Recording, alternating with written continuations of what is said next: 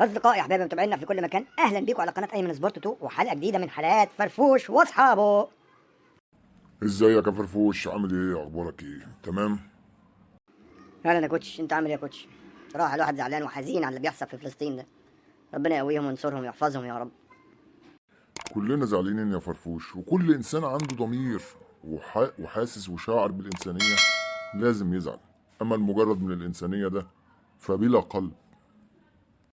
وبسبب الحالة المأساوية اللي بيعيشها أهل فلسطين بيتعرض اللاعب العربي لضغوط رهيبة من الكيان الصهيوني.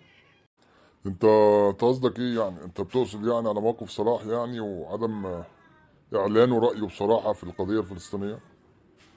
مش صلاح وبس، اللاعب حتى اللاعب العربي بصفة عامة. يعني عندك مثلا اللاعب الجزائري اللي بيلعب في نادي نيس الفرنسي برضه تعرض لضغوط رهيبة وتهديدات من البعض ومن كمان من عمدة البلد بتهديده برحيله عن النادي. شوف وصلت ليه؟ راح عمل اعتذار للأسف الشديد.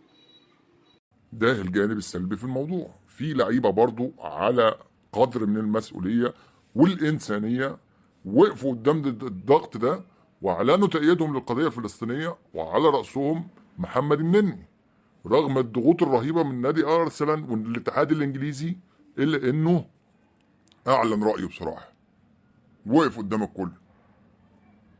وبسبب الضغوط الصهيونية برضه والكيان الصهيوني المهيمن ومسيطر على أوروبا كلها برضه ما قدرش محمد صلاح يعلن عن رأيه، وتستخدم الذكاء الاجتماعي في إنه يصمت وما يوضحش رأيه بالإيجاب أو بالسلب.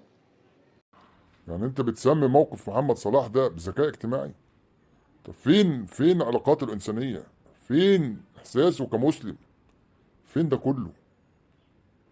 لازم نستسلم ولا نقاوم؟ اذا كان الناس دي بتبقى تحت القصف وبيعانوا اشد المعاناه، احنا ليه ما نبقاش كده نمسك سلاح الكلمه على الاقل واضعف الايمان الدعاء؟ على العموم هيبان مدى قوة وتحمل محمد صلاح للضغوط الصهيونية في القضية الفلسطينية، وأتمنى إنه جواه كإنسان يقول رأيه. اللي قول لي بقى، ما انا ملاحظ حاجه غريبه كده بتحصل كده، ان التيشيرت بتاع الاهلي ما بقاش اللون الاحمر المعتاد. ايه يعني الحكمه يعني؟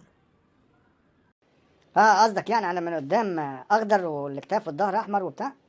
هو بيني وبينك فعلا أنا مستغرب، الأهلي التيشيرت بتاعه لونه أحمر، إيه اللي دخل الأخضر في الموضوع؟ يعني يا ريت أتمنى إن هم يعالجوا الحتة دي في الموسم الجاي، لأن سامع إن في وفد راح لمقر أديداس في الإمارات علشان يتفاوضوا على الموسم القادم، مش الموسم اللي احنا فيه، الموسم اللي جاي لسه، والزي واللبس وبتاع.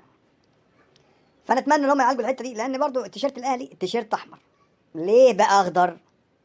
حاجه غريبه، حد يجاوبني. خاصه ان العلم الاهلي او شعار الاهلي هو مقتبس من علم مصر اللي هو الابيض والاحمر والاسود. طب ليه بقى دخلوا بقى الاخضر في الموضوع؟ نفسي اعرف بقى الاجابه بقى. هتجنن، ملاحظ انا الحكايه دي ومستغرب لها قوي. اصدقائي احبابي متابعينا في كل مكان، يا رب يكون اسعدناكم، يا رب يكون عجبناكم. ما تنسوناش بالاشتراك في القناه واللايكات اللايكات اللايكات، وشكرا جزيلا ليكم والسلام عليكم.